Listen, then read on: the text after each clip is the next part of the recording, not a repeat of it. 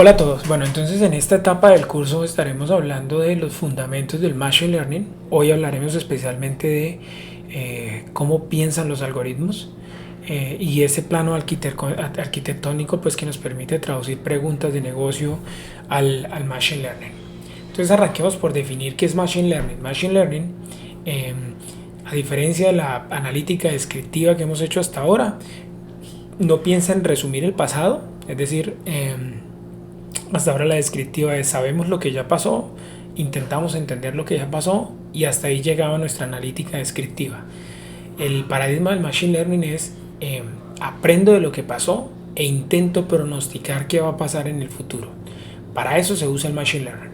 Entonces, por ejemplo, si soy una empresa de telecomunicaciones, tengo unos clientes, tengo una base de datos de mis clientes, sé en el pasado cuáles clientes abandonaron,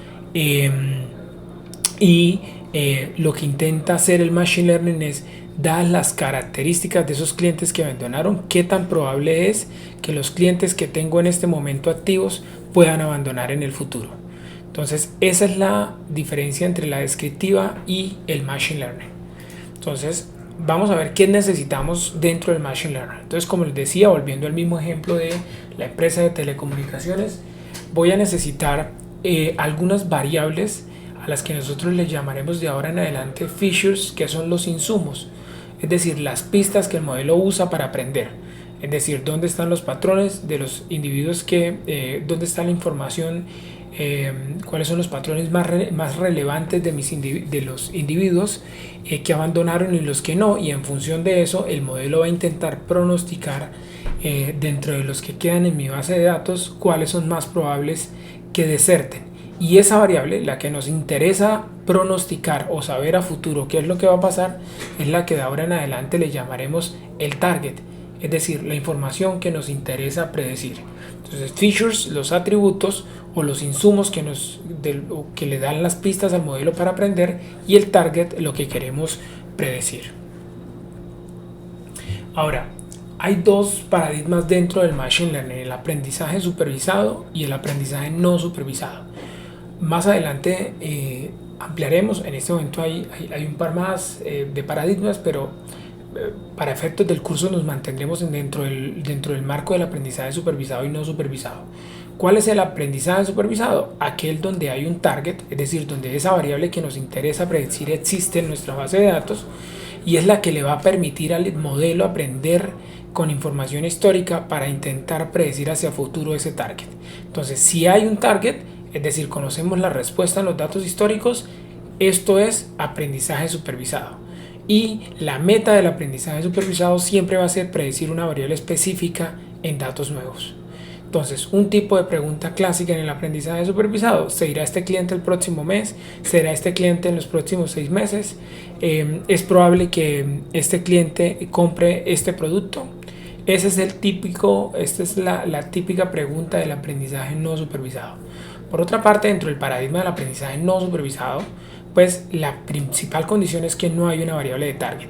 Nosotros no tenemos una respuesta correcta predefinida, y en este caso el aprendizaje no supervisado lo que va a intentar hacer es descubrir estructuras o segmentos o patrones ocultos y agruparnos o de alguna manera clusterizarnos la información, crearnos grupos, crearnos estructuras dentro de nuestra base de datos. Entonces, por ejemplo, la típica pregunta de esto es qué tipos de clientes tenemos y cómo deberíamos agruparlos, por ejemplo. Vamos a los tipos digamos, de aprendizajes. Dentro del aprendizaje supervisado podríamos tener dos tipos de modelado, ¿no? Un modelaje de clasificación y un modelaje de regresión. Dentro del modelaje de clasificación pues está la típica pregunta de sí, no. Entonces, ¿este cliente va a comprar el producto premium? La respuesta es sí o la respuesta es no. Eso es una variable categórica. Entonces, como es categórica, es 1 o 0, o es un estado o es el otro, se emplearían algoritmos supervisados de clasificación. Si por el contrario la pregunta de negocio es cuánto dinero gastará este cliente en productos premium, pues en este caso es una variable continua.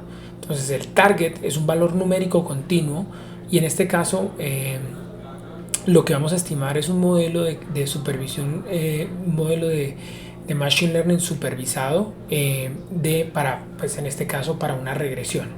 ¿Listo? Entonces esos van a ser los dos paradigmas. Más adelante vamos a hablar de cómo digamos, los entrenamos y cómo los medimos.